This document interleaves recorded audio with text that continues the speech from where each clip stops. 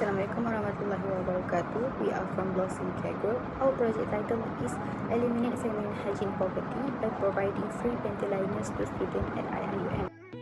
My name is NADZIRAH binti RASHID with metric number 2012436. We begin with the project purpose. We want to deliver a solution to the issue of period poverty, specifically targeting female students at IIUM, especially those in the field of engineering. And secondly, we want to raise awareness among the students, emphasizing the importance of maintaining period hygiene, especially before religious practices. For the objectives, firstly, we want to ensure easy accessibility to sanitary towel by supplying them in designated areas. And secondly, we want to promote awareness and education regarding menstrual hygiene and related practices within the IIUM community.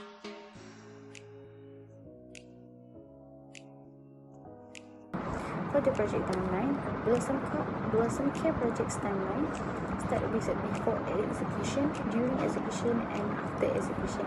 Before execution, we identify the problems surrounding the IIUM area and we prepare the plan of action of the project. We document the project details, and lastly, we calculate the cost estimation and the sources. And during the execution, we distribute the pre-survey Google Forms. We prepare for the materials, buy Pantyliners and adhesive hooks, and we start to design the container by using reusable plastic straw, and we design for the project poster. My name is SITI binti YUSOF with metric number 2010480, and I will continue to present about the project timeline. Basically, during the execution, we design for the poster and the container. One of the places we choose to execute our project is at toilet beside of surau. This is because it's the most closer and easy for the female student to clean themselves up before perform period. Next, for the container design, we choose to recycle plastic straw that are collected around the cafe.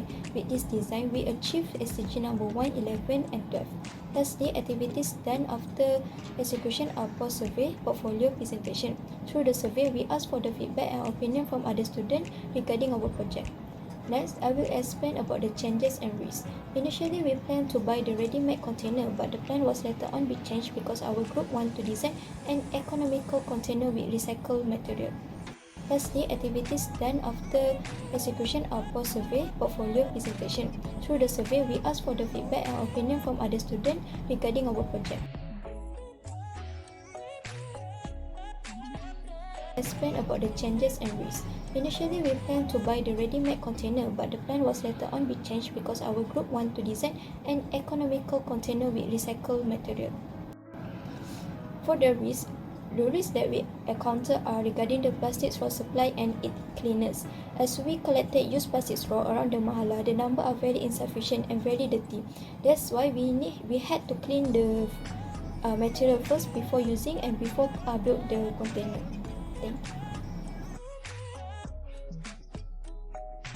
Assalamualaikum warahmatullahi wabarakatuh. My name is HANI binti HISHAM, metric number 2018142, and I will continue the presentation on the effectiveness of the project.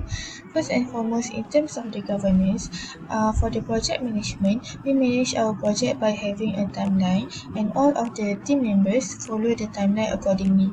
For the duties and obligation, we divided the task to 3 phases, which is before, during, and after the execution, and all of the tasks are well distributed among the members. For the competencies and the authority, all of the members have their own capacity to make decisions based on the tasks they are responsible for. And for the management of the communication, we use WhatsApp medium as our main medium of communication, but we also have a physical meeting in order to execute the project better. For the engaging stakeholders, we think for this part, we have a lack communication and involvement with the stakeholders. However, we take Dr. Fazlin as our stakeholders, as Dr. Fazlin has interest and hope in the execution of the project. Next, we continue on the planning and control. For the allocation strategies and projection, the first resource plan specified the allocation of team members based on their respective area of expertise, which is in this project, we divided by the survey questionnaire, creating visual documentation and compiling the report. For the estimation on the amount of work, duration and financial expenses, the effort estimates were properly set up as the team successfully completed the task within the anticipated time frame, and the expense has been allocated for the purchase of the sanitary liners and hook necessary for the project's installation. For the observation and regulation system, the observation and monitoring medium such as physical meeting and regular progress update in WhatsApp group were successfully implemented throughout the project. And on the levels of governance and control, the project team was given independence in decision making while granting monitoring from important stakeholders to maintain the adequate level of governance and control.